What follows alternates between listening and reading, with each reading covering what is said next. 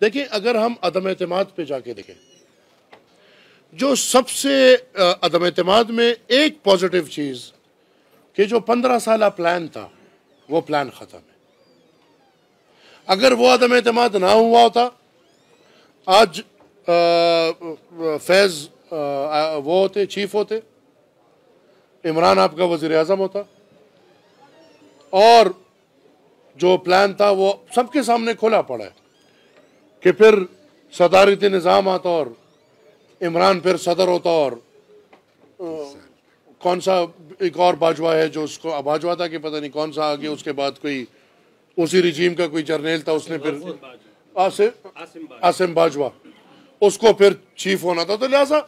मेरे ख्याल में वो जो चीज था, it was a blessing in disguise in that matter कि वो प्लान तो सारा उधर ही टस से मस हो गया। हम ये समझ रहे थे कि वो प्लान टस से मस हो गया, बीच में एक और बंदा आ गया, ये शायद इतना कर ले कि चले अवाम को अपना इख्तियार दे देंगे। लेकिन बदकिस्मती से जो फिर बीच में बंदा आ गया और उसके होते हुए जो इंतखाबात हुए हैं, और मैं ये भी वजाहत चाहूँगा, आपके सवाल में मुझे ये भी बात वाज़ेह है कि कम से कम हमारा आर्मी चीफ ये भी वजाहत करे कि 7 दिन अमेरिका का दौरा जो उन्होंने लगाया इलेक्शन से पहले और अमेरिका में इनकी मुलाकातें हुई, उनमें क्या क्या मुलाकातें हुई और पाकिस्तान के लिए क्या प्लान लेकर आए हैं।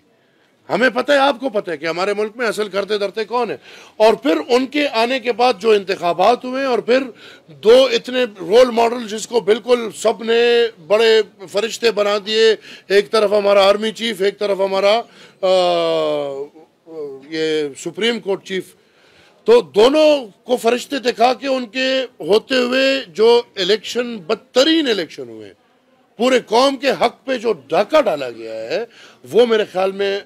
कोई नहीं सोच पा रहा था कि शायद ये हो पाएगा। लेकिन जो बुरी तरह हुआ है, अब उसकी मेरे ख्याल चेकअप होना चाहिए।